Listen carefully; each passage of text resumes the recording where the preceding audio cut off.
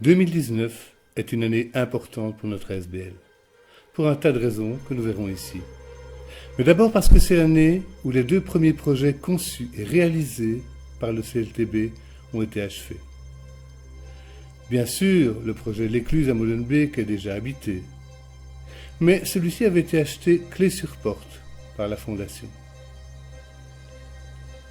Avec Arc-en-Ciel à Molenbeek et le Nid à Anderlecht, 39 nouveaux logements CLT sont terminés. C'est un grand bonheur, mais aussi un grand soulagement, comme nous l'explique Sévi. Bonjour, je réponds au nom de Tchevi à Domayapor. Je suis marié et père de 3 enfants en vie. Ce 28 septembre 2020, nous sommes finalement devenus propriétaires de nos appartements 6 à la rue Vereden 121, 1070, Anderlecht. Avant d'y rentrer, nous avons organisé plusieurs réunions avec CLT qui aident les personnes à revenus moyens à pouvoir s'acquérir des logements, des appartements, à un coût modéré. Et finalement, nous sommes rentrés le 28. Comment ce déménagement a été? Ce déménagement a été effectivement réalisé en collaboration avec CLT. CLT avec qui nous étions du début jusqu'à la fin de ce projet.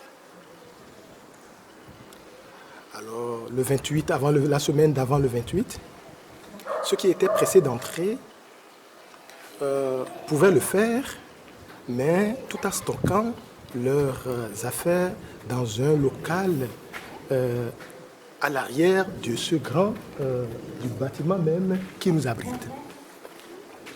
C'est ainsi que petit à petit, nous sommes rentrés finalement dans notre appartement où finalement nous avons joui de notre bien, être propriétaires de notre bien.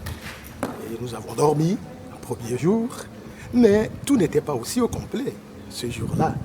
On a dû laisser nos clés pour que les travailleurs puissent finir les travaux.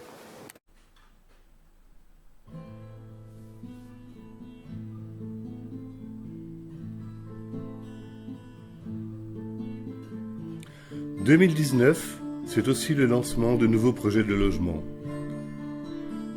L'un à Molenbeek, dans l'îlot Ransfort Indépendance, fournira 22 logements qui pourront être habités vers la fin 2020 si le coronavirus, entre autres, ne nous retarde pas trop. Pour le second, Calico, le CLTB innove encore. Ce projet, soutenu par l'Europe, est une nouvelle forme d'habitat groupé. Très attentif aux enjeux liés au genre et à toute forme de solidarité, il accueille aussi une maison de naissance et de mourance et comporte pour la première fois dans un de nos projets des appartements à louer.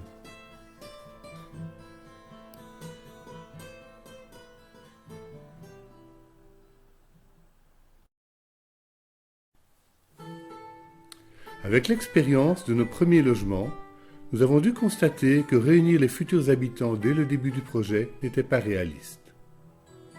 Cela mobilisait trop d'énergie, trop tôt. Désormais, le groupe projet n'est réuni que lors de l'obtention du permis d'urbanisme. Pour que les habitations CLTB soient toujours créées en participation, nous avons donc créé les Archilabs. Ceux-ci nous permettent d'organiser des réunions avec des candidats propriétaires, des voisins et d'autres parties prenantes. Ce groupe participe à l'analyse des offres, au choix des architectes et à l'adaptation des plans de construction.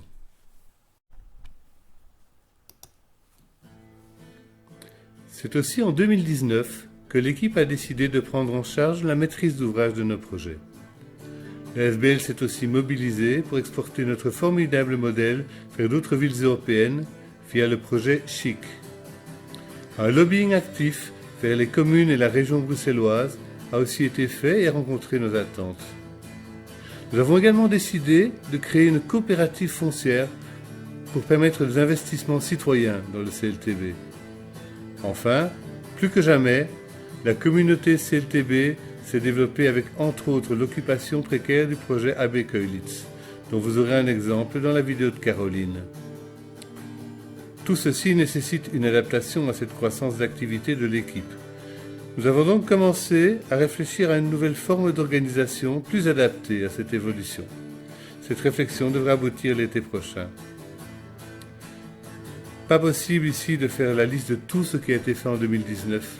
Je vous laisse maintenant avec Caroline. À bientôt. Bonjour, je m'appelle Caroline Soulier et je suis membre effectif du CLTB et aussi membre de l'ASBEL, la Green Canteen van Brussels. Et c'est une initiative d'un groupe de candidats propriétaires du CLTB et avec le soutien de la coordination du CLTB. Il regroupe 7 membres qui travaillent bénévolement et très motivés, très courageuses et pleins de compétences.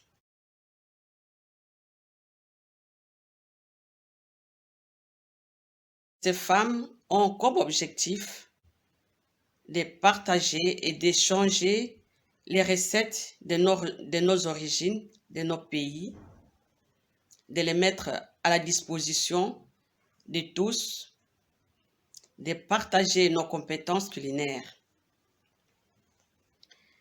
Notre grand objectif aussi, c'est de former un groupe d'entraide et de solidarité autour d'une alimentation durable. L'année dernière, nous avons pu réaliser 5 tables d'hôtes qui regroupaient chaque fois 20 personnes en moyenne et nous œuvrons dans l'occupation précaire des AB Keulitz à Anderlecht. Nous avons pu aussi réaliser quelques caterings. Pour l'avenir, nous aimerions vraiment créer de l'emploi et lutter contre le chômage.